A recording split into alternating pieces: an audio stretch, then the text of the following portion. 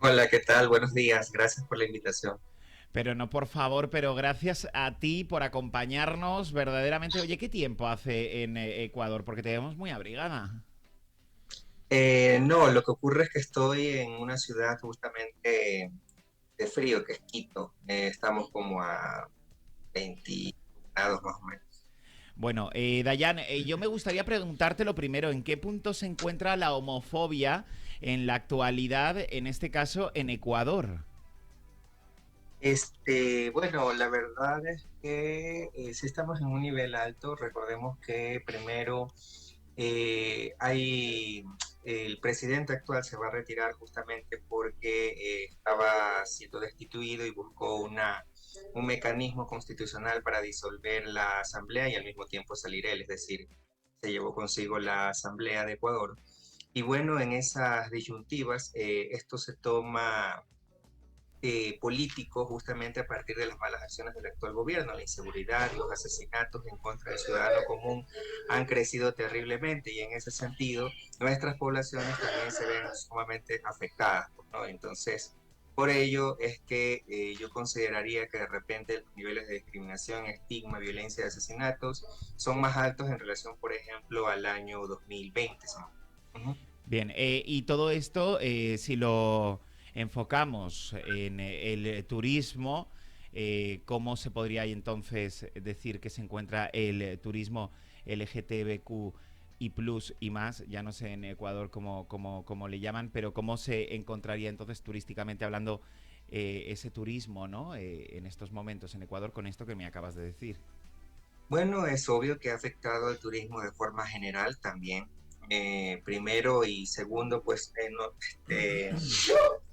el afectar justamente el turismo de forma general también afecta el turismo diverso, por decirlo de una u otra manera, ¿no? Entonces ya vienen menos turistas a Ecuador, no visitan justamente aquellos espacios o lugares considerados como amigables para la diversidad. Y uno de esos ejemplos, por ejemplo, la Embajada de Estados Unidos ha dicho que sus ciudadanos, si vienen a Ecuador, por lo menos eviten llegar a Guayaquil, de donde soy originaria de paso. Y también ha sucedido lo mismo con la embajada canadiense, ¿no? Ha mencionado que si van a Ecuador eviten ir a ciudades como Guayaquil o de la costa, ¿no? Y eso se debe a que Guayaquil, siendo una ciudad costera, evidentemente, y obviamente tropical, como que se concentra mucho más la algarabía y por supuesto también los niveles de violencia son un tanto más elevados en relación a las ciudades mucho más que están al frío o a la sierra, ¿no? Entonces, yo consideraría que sí se ha visto afectado. Ojalá que de repente en los siguientes meses con el nuevo gobierno que va a venir esto cambie, por supuesto, porque de repente lo que hacemos desde las organizaciones de la sociedad civil y en este caso, por ejemplo, la Cámara LGBT, que bueno, no es una fundación, sino más bien un espacio corporativo, empresarial y turístico, resulta a veces infructuoso porque las condiciones del país, las políticas públicas y la falta de gobernabilidad lamentablemente afectan justamente nuestro trabajo. Bueno, escuchaba atentamente la charla de ustedes, le agradezco enormemente el tiempo y es un placer tenerte. Y justamente iba a apuntar a eso, ¿no? Desde el lado de la gente que trabaja específicamente en el turismo, ¿ya hay proyectos, ya hay trabajos realizados o que se están pensando en realizar, quizás desde la llegada del nuevo gobierno, para que Guayaquil, por ejemplo, vuelva a ser una ciudad turística específicamente para la comunidad, ¿no? Bueno, las ciudades menos amigables es justamente Guayaquil. Repito, hay muchos niveles de asesinatos del ciudadano común. Claro. Si a eso le agregamos el tema de la orientación sexual, la identidad y expresión de género, obviamente complejiza mucho más la situación, pero lamentablemente ahora, como les queda solo 6 meses al actual gobierno, sus ofrecimientos de quizás administrar adecuadamente el Estado ecuatoriano no son muy esperanzadores, primero, porque están más preocupados en tapar lo que han hecho mal primero, y segundo, en que cuando salgan tampoco sean sujetos de control, ¿no? Control del Estado desde la Contraloría, ¿no? Entonces, están más preocupados en aquello. Y los nuevos que obviamente hay una especie de campaña en este momento que oficialmente no ha empezado, que han dicho que están justamente con la predisposición de ser presidentes aquí en el país. Obviamente no ofrecen mayor cosa en relación a la diversidad, todo centrado en el tema cis heterosexual y por supuesto cuya mayor concentración tiene el tema de la seguridad. ¿Ah? Mira, qué interesante. Sí, una pregunta que ya es más una curiosidad quizás mía personal y me gustaría que Diané me lo pueda responder. En un mes tan importante, ¿por qué siempre cuando trasladamos al mundo del turismo es como que promocionamos ciertos lugares para la comunidad y no se promociona el turismo en general, digamos? ¿Por qué no todos los lugares pueden ser un buen lugar de turismo para la comunidad y siempre la comunidad o los elige o ya directamente se lo dictan de que tiene que ser ese lugar? Estamos muy lejos de llegar a una globalización, podemos decir así, y dejar de nombrar este lugar es muy bueno para vacacionar. Si hablamos de la comunidad, no sé si me entendés a lo que voy.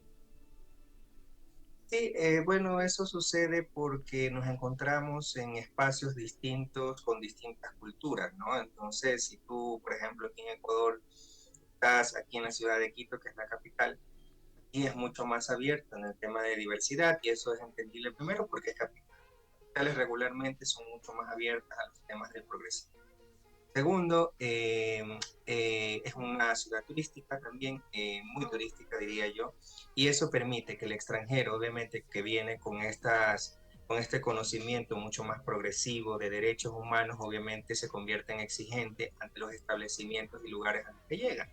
Entonces eso hace que los lugares en los que de repente sean mucho de un trato mucho más amigable con la diversidad tenga que ver específicamente con estas características, ¿no? La cultura, el tema del tránsito de las personas, si es una ciudad turística, si no lo es. Entonces aquellas ciudades que de repente no son tan turísticas tienen ese comportamiento en el cual no son muy amigables con el tema de la diversidad y mucho más si le agregamos si es una ciudad conservadora, cuyas características tienen que ver con el tema de la religión, y etcétera.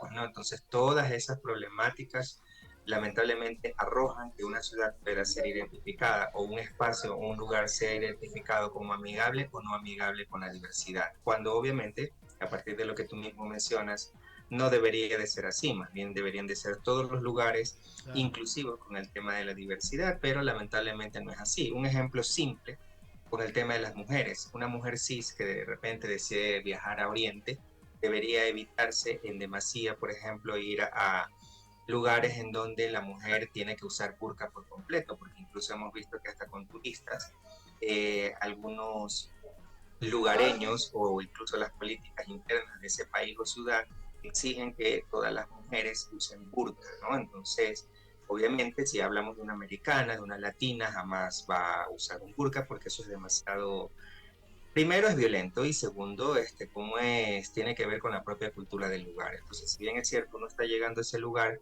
tiene que entender que de repente esa cultura lamentablemente se encuentra posicionada ahí y resulta complejo que de repente puedan entender que se trata más bien de derechos, de inclusión, de afinidad y no específicamente de un comportamiento cultural que de repente también puede resultar tóxico. Entonces lo mismo sucede con nuestras poblaciones. Aquí en Ecuador, por ejemplo, hay muchos lugares turísticos que son abiertos a la diversidad, pero hay otros lugares turísticos internos para el ecuatoriano común que no son amigables con nuestras diversidades. Uno de esos, por ejemplo, es Baños, que he tenido experiencias muy negativas en este lugar que de paso se llama Baños de Agua Santa, o sea, es muy religioso el titular, a diferencia, por ejemplo, de las Islas Galápagos. Las Islas Galápagos son muy visitadas, son muy gay friendly y bueno, pues eso ha permitido que también pueda expandirse a nivel internacional y se las pueda conocer de esa forma. Uh -huh.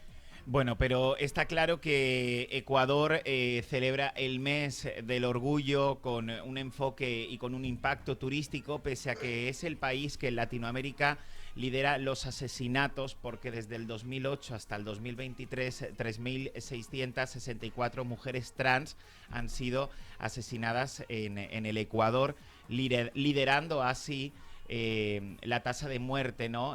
Por homofobia. Pese a todos estos datos, sin tener esas cifras exactas, podemos decir que Ecuador, pese a liderar en Latinoamérica lo que es en sí, lo que es en tasa, ¿no? En muerte, ustedes van con todo, con este mes del orgullo, con todas las actividades, y que estas cifras ustedes las utilizan de alguna forma para seguir levantando el turismo y, como diríamos en Málaga, en España, para seguir dando morcilla malagueña, ¿no? Claro, o sea, de repente no quiero minimizar ningún tipo de discriminación, violencia o asesinato en contra de nuestras poblaciones. De hecho, es un espacio muy abierto en el que muchas personas de la diversidad exigen al Estado, a las autoridades, incluso a nivel internacional, mayor atención hacia nuestros derechos, ¿no? De repente en otros lugares mucha algarabía y de hecho también en Guayaquil, más que todo, más que aquí en Quito, es mucha algarabía el Día del Orgullo.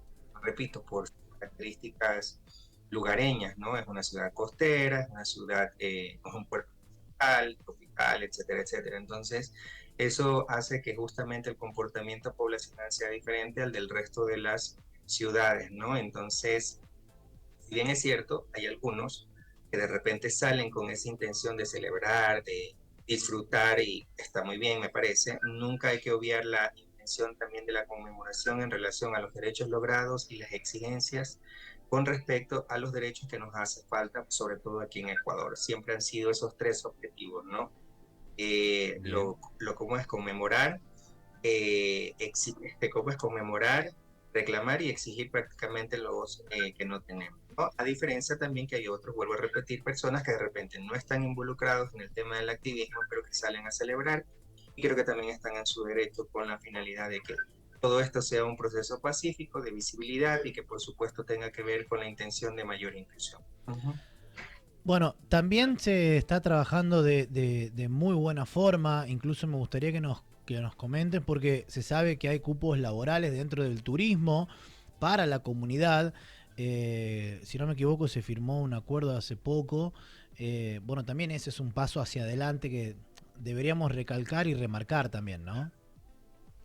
Bueno, hay dos cosas diferentes que han sucedido. La primera es que en el año 2022 se presentó una ley de inclusión laboral trans, así se llama, y bueno, pues la finalidad es que tanto el sector público como privado pueda justamente incluir a las personas trans, ¿no? Aunque eso, el día de hoy se ve estancado con la salida del actual gobierno y la Asamblea Nacional. Habrá que esperar luego de 6 o 7 meses a que se instale la nueva Asamblea y nuevamente ver en qué proceso quedó la propuesta que se presentó en aquella ocasión. Eso en primer punto. Lo segundo es que en el año 2022 también se lanzó una iniciativa que se llama Proud Destination desde la Cámara LGBT.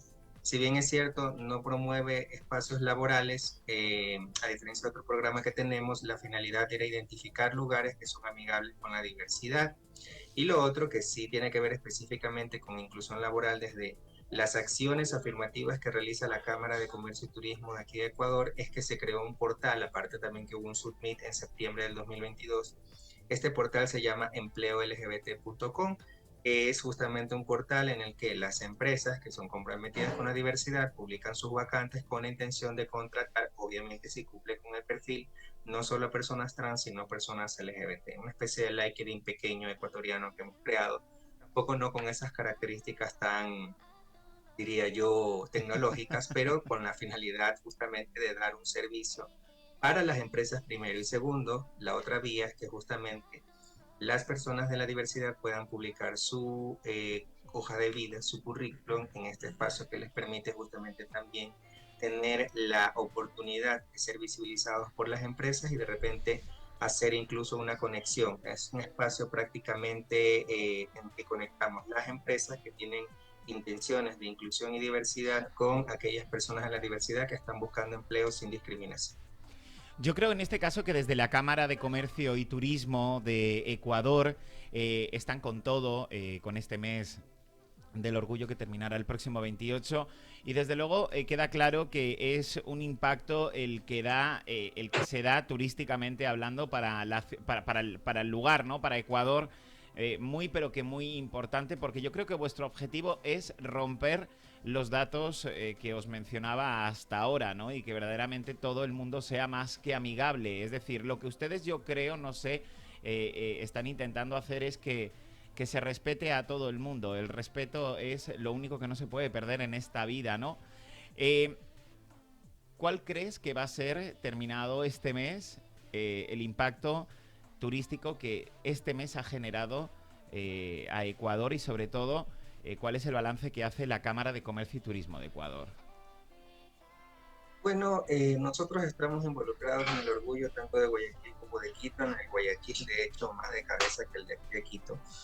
Y yo creo, bueno, como hay nuevas autoridades, ha sido un poco complicado nuevamente retomar el hilo de lo que hemos venido haciendo durante años anteriores, pero sin embargo estamos en esa sintonía. Eso a nivel logístico, y a nivel, diría yo, más turístico, más proyectado como ciudades, ambas, sobre todo de Guayaquil y Quito. Yo considero que ha habido una mayor acogida, hay mayor participación de las personas de la diversidad, hay mayores empresas interesadas, de hecho, en participar también en el espacio, más allá que de repente hay algunas que yo las veo como una especie de comportamiento pinkwashing, pero la finalidad, yo creo que de repente, como no saben, no conocen, piensan que esta es la fecha ideal, cuando es una de las fechas que debería justamente visibilizarse con respecto al comportamiento inclusivo a nivel interior de las empresas, ¿no? No una cuestión que debe de solamente surgir en estas fechas, ¿no? Entonces eso es lo que promueve justamente la Cámara, de evitar de que se trabaje solamente en estas temáticas en esos tiempos, para que no haya este tipo de entendimiento, como que si se tratara de una especie de pinkwashing. Lo que nosotros evitamos, que no se conciba así a las empresas, por lo menos las que son socias nuestras, para que obviamente hagan un trabajo real e inclusivo de diversidad, equidad e inclusión. Entonces está por un lado la propia población LGBT, ha habido mayor participación, el tema de las empresas mayor interés, y también consideraría yo mayor participación, intencionalidad de participar. Y finalmente también nosotros esperaríamos, eso obviamente se mide después, que de repente, luego de haber ejecutado estas acciones en relación a la diversidad, ver la movilidad de las personas, tanto desde el exterior hacia Ecuador, como también a nivel del interior del país, ¿no? Cómo la gente se puede movilizar a las diferentes ciudades justamente con el tema de la temática del orgullo, tanto de Guayaquil.